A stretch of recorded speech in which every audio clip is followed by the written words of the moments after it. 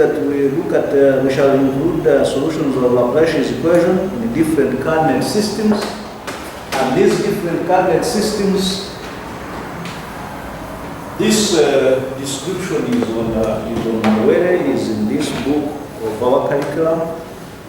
So, but I want you to understand, to feel the course from the beginning. I don't want to come here and then say this one, then go to the notes. I want you to feel it. So these coordinate systems, you are more used to the rectangular coordinate system, which is the Cartesian. And this Cartesian coordinate system is the x, y, z.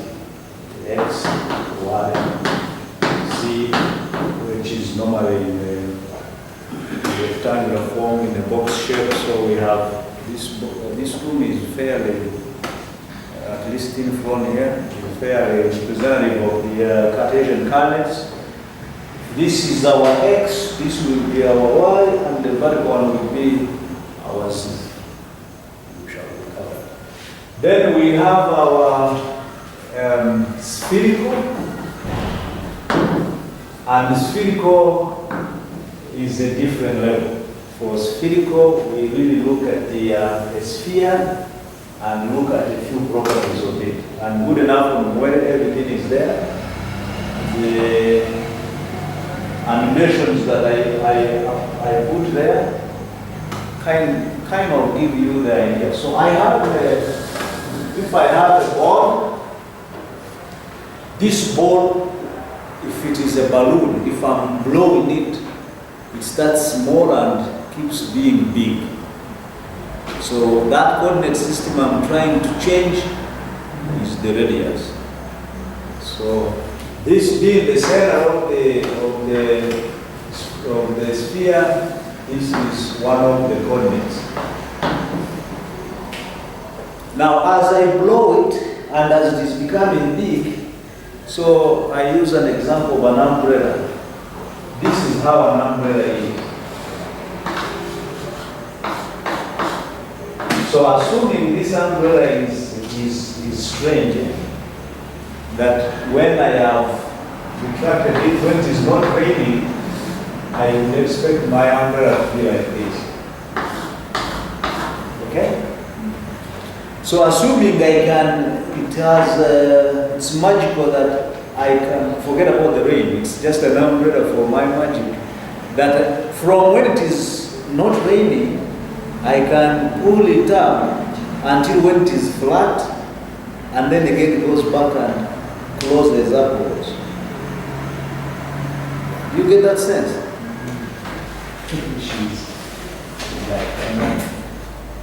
You have the umbrella, so at the beginning, when it is not raining, it is like this.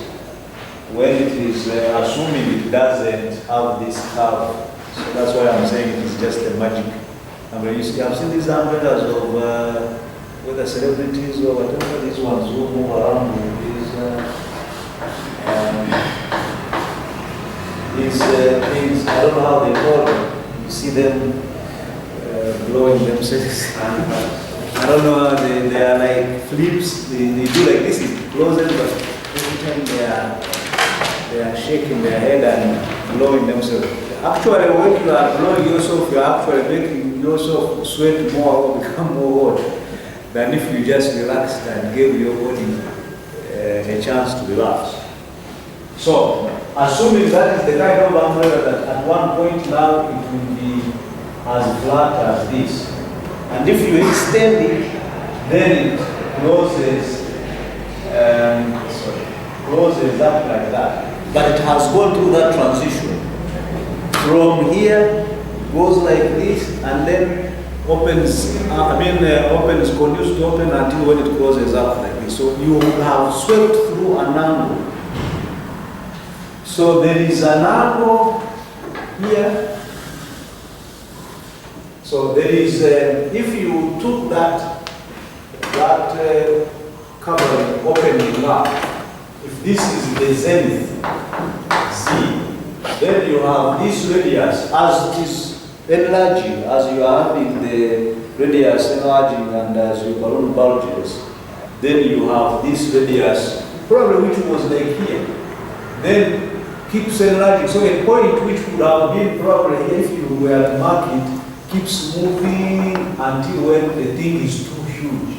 So this angle here is what we call theta. And this angle starts from the zenith. So if you had the umbrella in this part here, you start pulling it up, it keeps going down until when you are at this point here. And so this angle here is what we call theta. That means theta ranges from where to where? It ranges from here up to here, which would be talk like mature people now. We now talk these radians, so we use pi.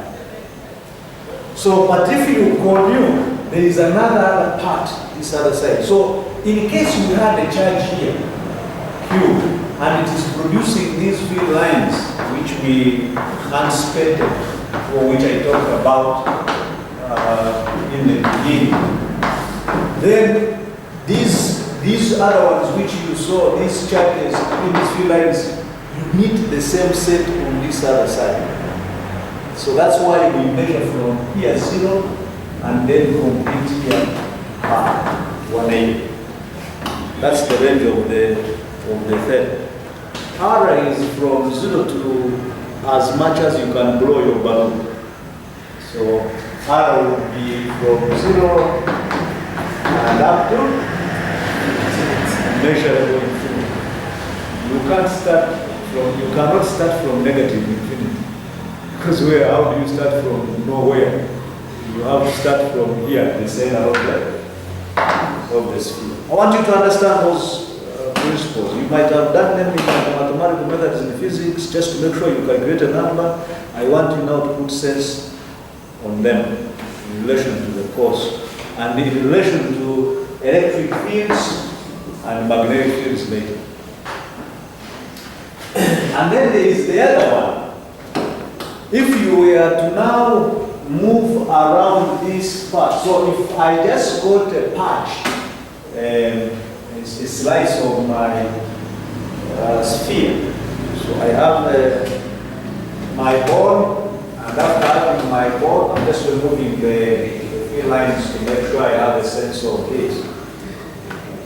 If I am, this is, we call it the equatorial plane. The equatorial plane. So if I was to get a slice of this sphere and then move around